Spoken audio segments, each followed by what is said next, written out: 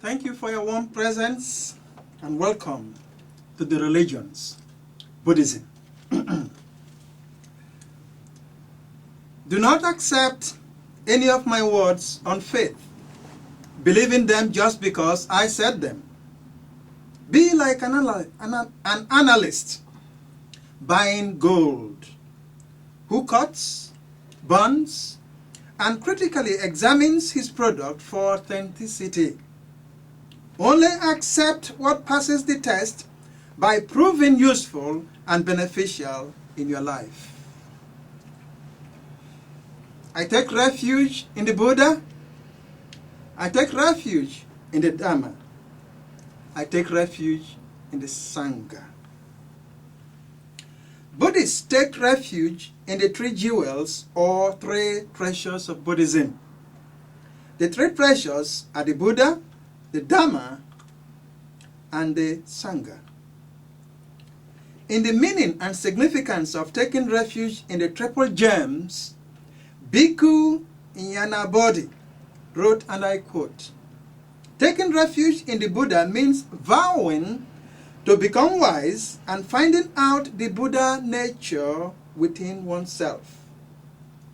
Next, when we take refuge in the Dhamma, it means we are committed to uphold his teachings. The meaning of taking refuge in the Sangha is to live in unity and harmony, helping each other in a living community like the members of the monastic community. Buddhism is considered by many people as a way of life. It is the world's fourth largest religion with over 375 million followers from different parts of the world. There are three major divisions, including the Theravada, Way of the Elders, the Mahayana, Greater Vehicle, and the Vajrayana, Diamond Vehicle. The Buddhist sacred text is the Tripitaka, also called the Pali Canon, since it was written in Pali. Tripitaka simply means three baskets.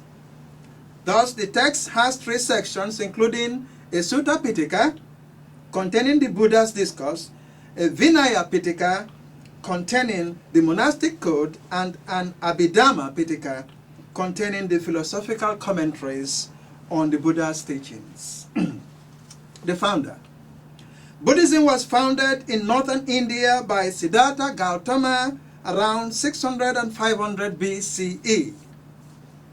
Siddhartha Gautama was born into a royal Hindu family in Lumbini around 563 BCE. His parents were Queen Maya and King Suddhodana.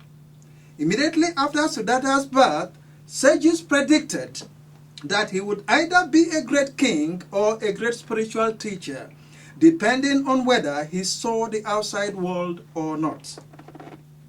King Suddhodana was looking forward to a powerful successor, and the first part of the prediction gave him hope that someday his son could succeed him as a great king. In order to realize his dream, he decided to raise his son in seclusion and in luxury, with the belief that as long as he remained in the palace and saw nothing of the outside world, the predictions of becoming a king would come to pass. For a while, the prince enjoyed the life his father had arranged for him. He was married and had a son. One day, Siddhartha became bored with the luxury, the seclusion, and all the attention given to him, and decided to take a ride in his chariot. He left the palace with his charioteer and encountered four sights. During his rides, he saw an old man, a sick person, and a corpse, all for the first time in his life. To say the least, he was very disturbed by these sights. On reflection, he realized that human life is filled with suffering, and that one day he too would be old, be sick, and be dead. But he didn't stop there. Instead, he thought that there must be a way to stop human suffering.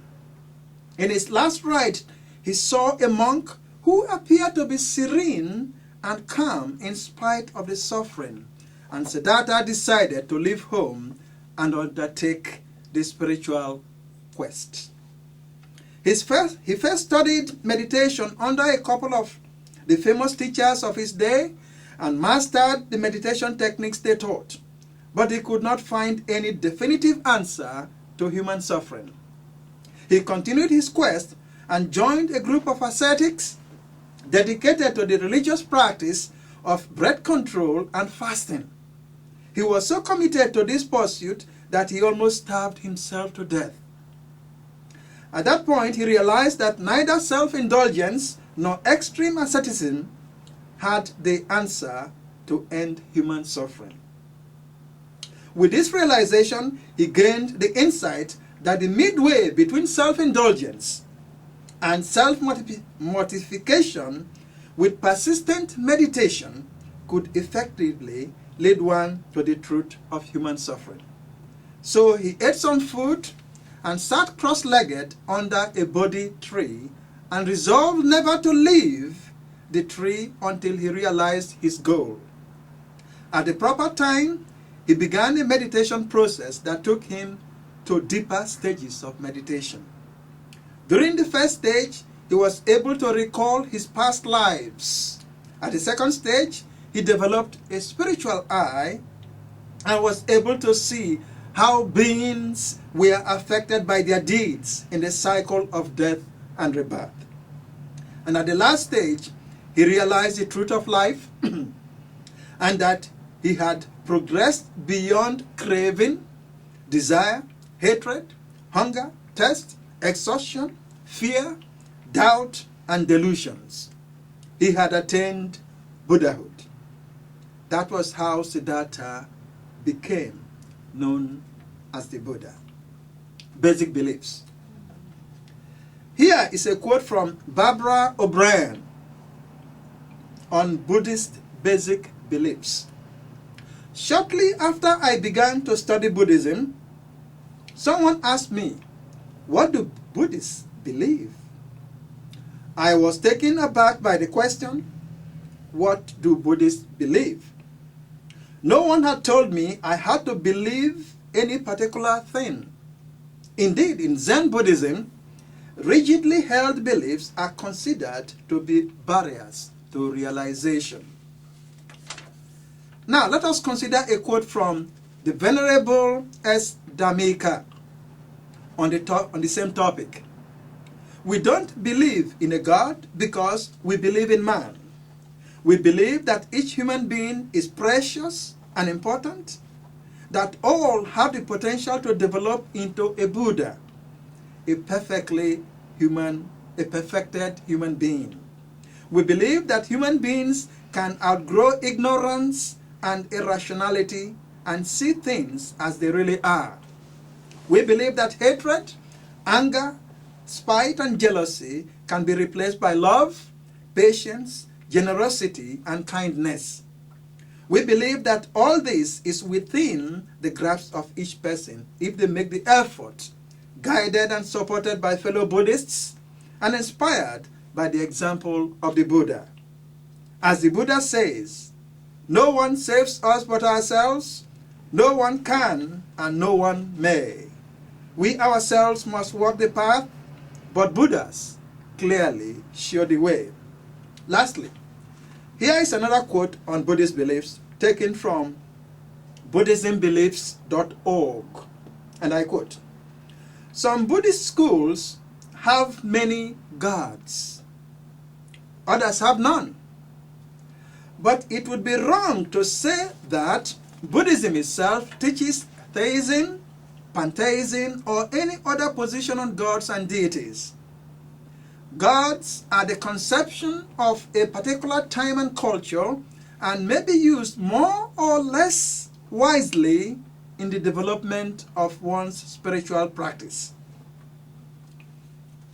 If you believed in a God, you might deny that you ever heard what the Venerable Dhammika said.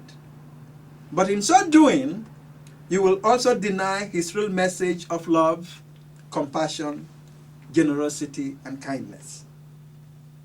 and your own potential to become a Buddha. I have used these three passages to make the point that it is irrational to believe or accept as truth any position, be it from an accomplished teacher or from a sacred text, without first checking it out and comparing it with other sources and reflecting on them. As we have heard, we cannot categorically say that Buddhists do not believe in gods. The Buddha may not have addressed the idea of God, but it is common knowledge that some Buddhists believe in gods. Teachings. Buddhist teachings center on the Four Noble Truths. The Four Noble Truths were the first statements of the Buddha after his enlightenment. The first noble truth is that life is suffering. The second noble truth is that suffering is caused by craving. The third noble truth is the cessation of suffering. And the fourth noble truth is that the path that leads to the cessation of suffering. This is the Noble Eightfold Path, which includes right understanding, right thinking, right speech, right conduct, right livelihood, right effort, right mindfulness, right concentration, and the moral laws. Buddhist moral laws are known as precepts. There are different sets of precepts for lay Buddhists and for the monastic life. The most basic set of precepts is called the 5 precepts, and they include the following: do not kill, do not steal, do not engage in sexual misconduct, do not make false statements, and do not drink alcohol. Those preparing for monastic life are required to observe 5 additional precepts, including refraining from eating after noon, refraining from singing, dancing, refraining from wearing perfume, cosmetics, refraining from sitting on high chairs and sleeping on a soft bed, refraining from accepting money. In addition to the precept, Buddhism also offers 10 meritorious deeds to guide the individual toward happiness, peace, and knowledge. The 10 meritorious deeds include generosity, give freely; morality, adopt the precepts; meditation, meditate often; services, help others; compassion, be compassionate; rejoice in the merits of others; study the Dharma; share the Dharma; and straighten your own views. Philosophical doctrines. Some of the philosophical doctrines in Buddhism include Dharma, Karma, Samsara, Nirvana, dependent origination, and no self. Now, what do they mean? Dharma. Dharma is a Sanskrit word and has been translated as religion, duty, law, or righteousness. But in Buddhism, the word refers to the body of teachings of the Buddha. In the following quote, we get a sense that the Dharma is not different from the Buddha. One who sees the Dharma sees me. One who sees me sees the Dharma. Karma. Karma is another Sanskrit word that means action. What we do, whatever we do, say, or think is karma. In Buddhism, karma is associated with intention. The things we choose to do or say or think is karma. In his book, Path to Bliss, His Holiness the Dalai Lama said, some people misunderstand the concept of karma. They take the Buddha's doctrine of the law of causality to mean that all is predetermined, that there is nothing that the individual can do. This is a total misunderstanding, The very term karma or action is a term of active force, which indicates that future events are within your own hands. This quote reminds me of a Buddhist story titled Fate in Our Hands, from Thus Have I Heard. There was an old monk with a high degree of spiritual insight. He had a student of about 8 years old. One day the monk looked at the boy's face and saw that he would die within the next few months. Saddened by what he saw, he told the boy to take a long holiday and go and visit his parents. He thought the boy should be with his parents when he passes on. 3 months later, to his astonishment, the monk saw the boy walking back up the mountain. When he arrived, the monk looked intently at his face again and saw that the boy would now live to a ripe age. So the monk asked the boy to tell him everything that happened while he was away. So the boy started to tell of his journey down the mountain to his town.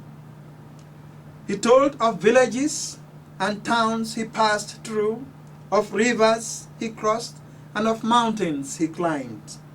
Then he told how one day he came upon a stream in flood. He noticed as he crossed the flowing stream that a colony of ants had become trapped on a small island formed by the flooding stream. Moved by compassion for the creatures, he took a branch of a tree and laid it across from the island to the land. As the ants made their way across, the boy held the branch steady until all the ants landed on dry land. Samsara.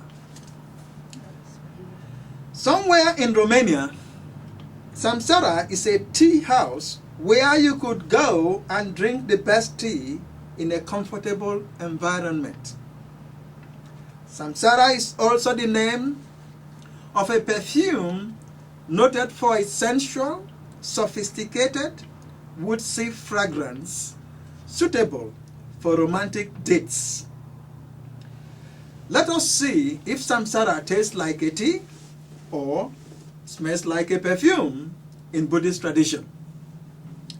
Samsara is a Sanskrit word that means continuous movement or continuous flowing. In Buddhism, samsara is an endless cycle of birth, death, and rebirth.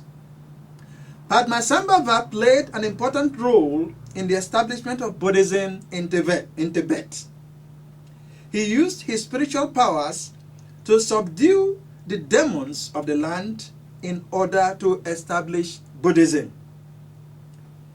He is also known as Guru Rinpoche, or precious teacher. According to Padmasambhava, all beings have lived and died and been reborn countless times. Over and over again, they have experienced the indescribable clear light, but because they are obscured by the darkness of ignorance, they wander endlessly in a limitless samsara. In other words, samsara in Buddhism is an endless cycle of birth, death, and rebirth that has nothing to do with a pleasurable tea or a sensual perfume. Nirvana. If I ask the question, what is Nirvana? Some might say a famous rock band, and others might say heaven. Nirvana is a Sanskrit word that means extinction or to blow out. It is not a place like heaven. Instead, it is a state of mind in which one is not touched by desire or fear. Nirvana is the goal of all Buddhists. Nirvana is a spiritual state that brings an end to all suffering by breaking the cycle of birth, death, and rebirth. Dependent origination. Patissa Samupada in Pali. Excuse my Pali. What does this mean? It means that nothing exists on its own. All things are related. Something exists because another thing existed before. And something ceases to exist because some other thing ceased to exist. This was how the Buddha put it. When this exists, that comes to be. With the arising of this, that arises. When this does not exist, that does not come to be. With the cessation of this, that also ceases. No self. In Buddhism, no self means that there is no physical entity in our personality that is not subject to change and decay. There is simply nothing to hold on to. According to Dr. Malcolm David Eckel, professor of religion at Boston University, Buddhists say that a human personality is like a river constantly flowing, or like a fire constantly burning. The soul itself is not eternal, it does not endure, it is constantly part of a changeable process. So the idea of an immortal soul is simply an illusion, and that we as human beings impose out of our own psychological or emotional needs on a process of constant change. End of the world. I personally have a position on the end of the world because of a childhood experience. When I was about 6 years old, it was rumored in the plantation in which I lived that the world would end in that year. To say the least, I was afraid, unsure of what to do, and started crying. If I am telling you this story, it means the world did not end, but the psychological damage the rumor had on my poor life was already done. Thus, I resolved to shield my children from the religious politics of our time. Currently, there is the rumor that the world will end in 2012, that is this year. I have told my children never to be disturbed in any way by such rumors, and that they are here for a purpose and should be concerned with that purpose only. That being said, the Buddha's discourse on the end of the world, or the sermon on the seven sons, is often quoted as the Buddhist position on the end of the world. However, Buddhists believe in a cycle of creation and destruction, and nothing is permanent. In other words, everything is impermanent. According to the discourse on the end of the world, 7 suns will appear in the sky, and our planet will be destroyed after a series of cataclysmic events. The cataclysmic events are summarized by the Hindu website .org. Purpose of life. What is the purpose of life? What is the purpose of your life? The main purpose of life in Buddhism is to end suffering or to be happy. We suffer because we desire things that do not give lasting happiness, and we try to hold on to things that pass away. The Buddha thought that we could lessen suffering if we recognize the impermanence of things, and that the purpose of life is to permanently stop suffering through the attainment of nirvana. Conclusion. For the conclusion, let us imagine an image of the serene Buddha, seated cross-legged. Sit like the Buddha, or assume any comfortable position and be at peace with yourself. Be at peace in the world and be at peace with the world. At the moment you feel the peace of the Buddha, walk out of alcoholism. Walk out of drug addiction. Walk out of sexual misconduct. Walk out of stealing. Walk out of killing in all its forms. Walk out of anger. Walk out of fatty foods. Walk out of unhealthy relationships. Walk out of uncontrolled eating. Walk out of poverty. Walk out of hatred. And walk out of low self-esteem. Now fill the empty spaces with love, with compassion, with generosity, with understanding, with wisdom, with joy, with peace, and with prosperity. Thank you for listening, and may you experience cosmic peace in the name of love, the earth, and the universe.